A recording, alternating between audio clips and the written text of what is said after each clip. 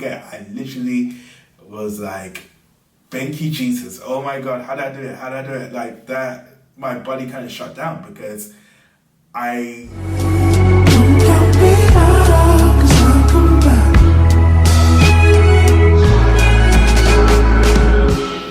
Oh, gosh. Oh, this is new. Hold on for a second. Tea. You know what? It's got leaves in this, so if you have a look, yeah, this is not the most exciting thing. I just pretty much finished my tea.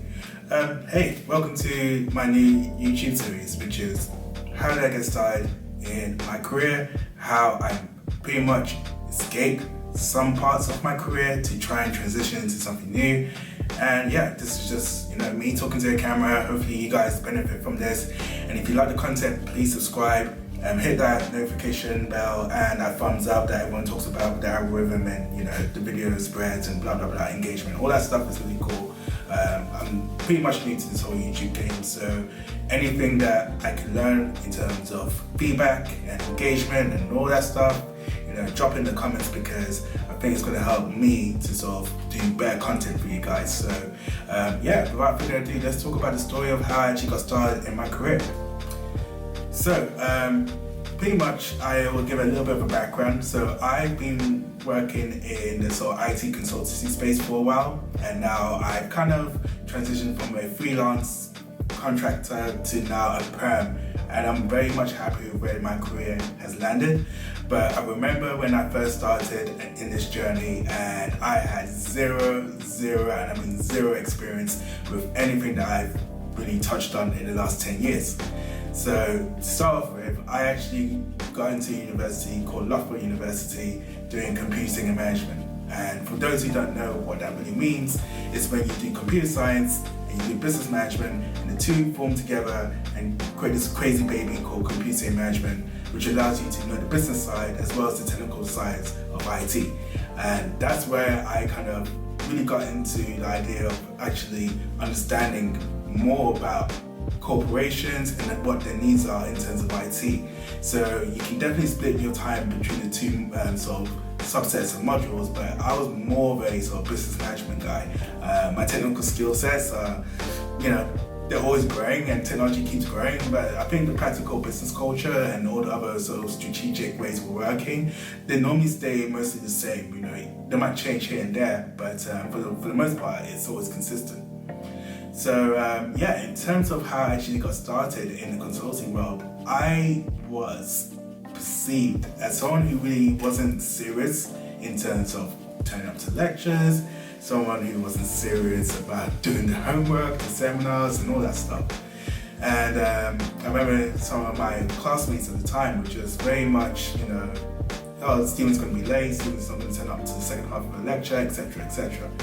And I always had the chip on my shoulder that I wanted to prove them wrong, and I wanted to do something that they haven't done. And so I remember one time, I'm going to actually mention the name here, and I hope they don't get me in trouble for this, but Accenture, they actually came into Loughborough University in one of our computing modules and pretty much sold us the idea of earning 35,000 or 32,000 with £10,000 bonus if you sign up for about 2 years. And I remember everyone was like, whoa, that's going to be really good money. As soon as you come out of uni, that's pretty much 42k under your belt. That sounded very appeasing to a lot of us. And then I remember the grades that you needed to have to get into that sort of graduate scheme. And it was like 3 A's, and we were just like, well, to be quite honest, not at the time when we applied to Loughborough University, which is a university that is very prestigious. Back in 2008, 2009, the entry criteria to actually do computing and management wasn't 3 A's, so it was a lot lower. And so a lot of us were a mixed bag of people who are very successful in getting those A's, but also those who just scrape through, just like myself. So I thought that dream was completely over in terms of actually seeing if I can get into Accenture. But nonetheless, time went on, and around year 2, or the second year of university, we had a choice to actually take a year out and actually do a sort of internship or a placement scheme, as we call it in the UK.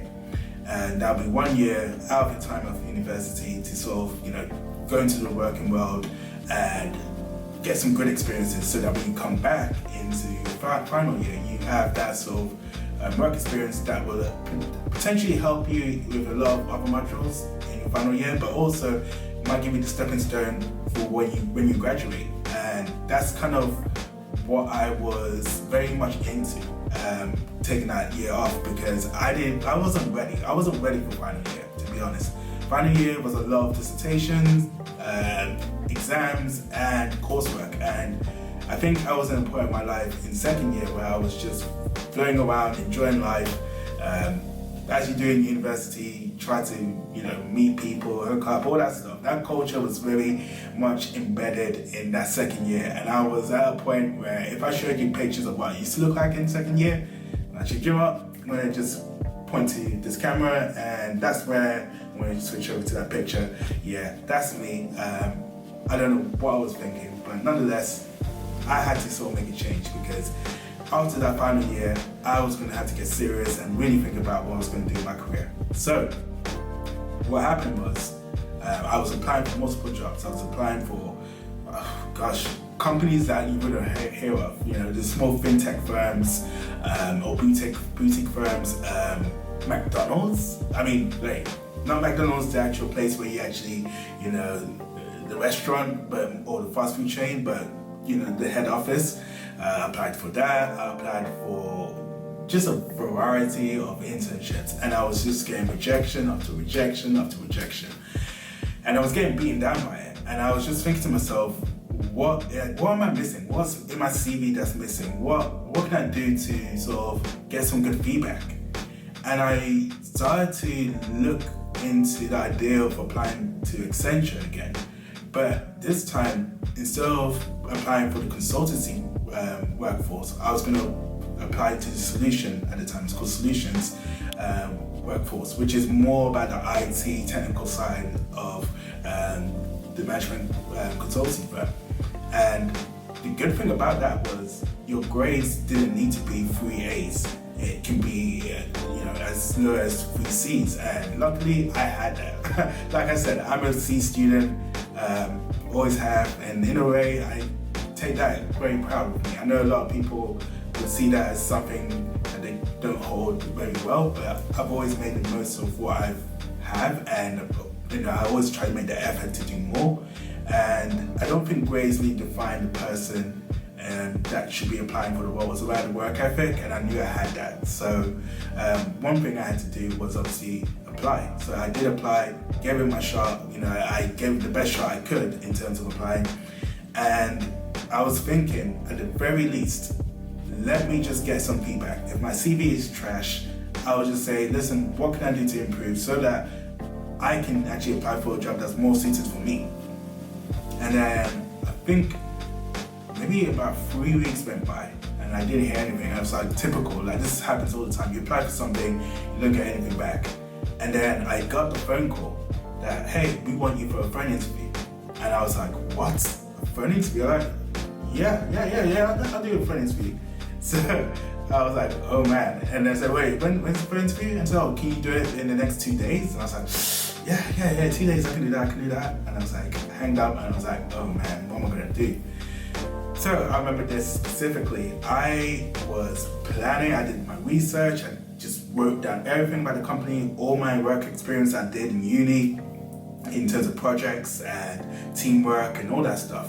My modules, my exams that helped to sort of portray me as this IT-centric person, because I knew I wasn't that, unfortunately, but I had to give it my best shot.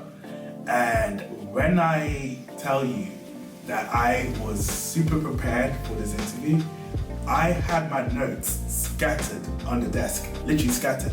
So the phone interview happens and she's calling me and I'm speaking to her and she's telling me, oh, tell me about your delivery, you work with delivering something in the software lifecycle, something similar to that. And I remember having my notes and I'm just looking at the lifecycle of and that's its design, implementation, testing, and the obviously release of it. And I was just trying to break down all the little things I've learned through my exams and my courseworks, and just regurgitating that knowledge.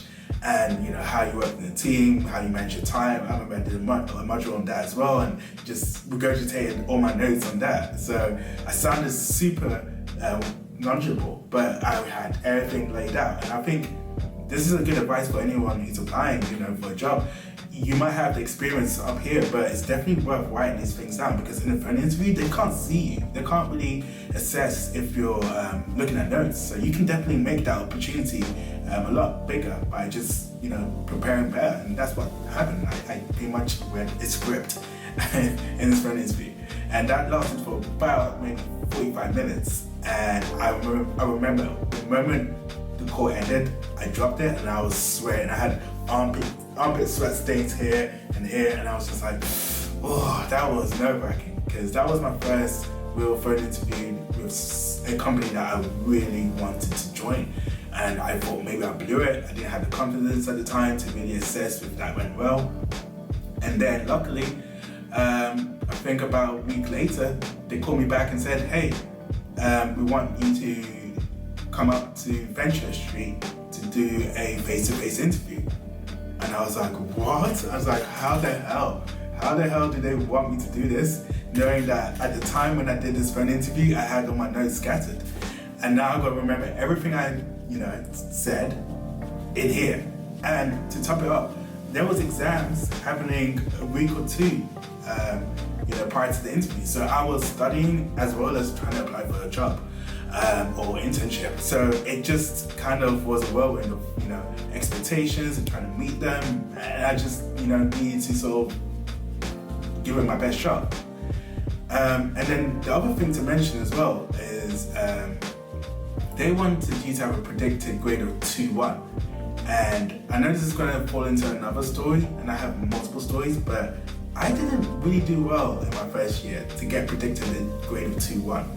So yeah, let's just put it that way. I'm going to talk about that story a bit later, but I went into that situation, that job interview, with a new haircut because I wasn't going to have that mohawk, I'll tell you that. I didn't tell a single, well, I told a couple of people in my course, but I didn't tell my roommates at the time I was applying, because I just didn't want to have that pressure to feel like, oh, you're doing something, you're eating more than you can chew, that kind of thing. So I just kept it to myself. I told my family I was coming over to London to see them, but also to do the job interview, and they were very, supportive in that. So yeah, the job interview happened. I think it was maybe a Thursday, so I went in and I was super nervous. I was, using my phone. I was using a HTC. This was back in 2010. Yeah, the iPhone was a very rare thing at the time. Everyone had Android phones and stuff like that. So here's my HTC trying to figure out the place. And then I remember this specifically. I asked this one older white gentleman, like, sorry, do you know where Venture Street is? And he goes, oh yeah, I know where Accenture Street is. And he's like, oh, it's this way. He says, where are you going? I'm like, oh, I've got this job interview at Accenture. And he goes, oh, I work in Accenture. And I was like, what? And he goes, yeah, I work in Accenture. And I was like, oh, do you mind taking me there? Because I'm not that I'm running late, but I definitely want some time to prepare. And I remember he was talking to me and was, telling me about the company and was just guiding me through the interview process and just saying, you got everything, you're at this point, so you should be fine. And just, you've gone to a good university and you're doing a good degree, so hopefully the two should help you with your confidence to get through. And I remember he dropped me by, spoke to reception, said, he's a good kid, and yeah, just left me to it. And I remember that being somewhat of a small sign that maybe I'm on the right path. So I definitely sat down and then obviously, collecting my breath and just like, trying to get myself ready for this. And then I remember the building, I'm not gonna give it away, I'm not gonna show what the building looks like, but it was completely like Willy Wonka's chocolate factory with the elevator, sort of glass, structure. It was just, everything was made out of glass for some reason. So it was like very, wow, like I'm here. And I remember the kid I was at 20, it was just dusting him around and, getting into trouble, not trouble, but, being a 20-year-old kid, just, not taking life too seriously, to this point where I was sitting down in a suit, a new haircut, and just thinking to myself, what am I doing here? And I think that's where my slight, imposter syndrome might have happened. But, that's another video for another time. But yeah, I remember getting called up and sat down with the guy and was like, yeah, this is your job interview. And he wanted to talk about the technical skills. And like I said before, I wasn't super technical, but I made a habit of revising everything that I knew in my modules from year 1 and year 2 to sort of make this work. And let me tell you, when he was asking these questions, I was just, yeah, I've got this, yeah, no problem. And I just told him everything. And I can't tell you the questions he asked because it was so many years ago, but I was so ready for that. Like, I had everything in my mind. I was so prepared for it. And I remember he asked me why I wanted to work there.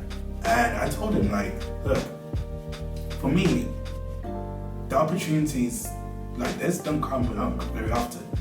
And I know that if I'm here, I will work harder than anyone else that you've employed. And it's not about, someone who has the right skill sets, because I know I'm here for that reason. It's about someone who's willing to do the work. And I won't squander this opportunity if given. I will do the best I can, and I would want to show that I represent that brand, that company really well. And I think he really caught into that story where I told him that, and I really felt that.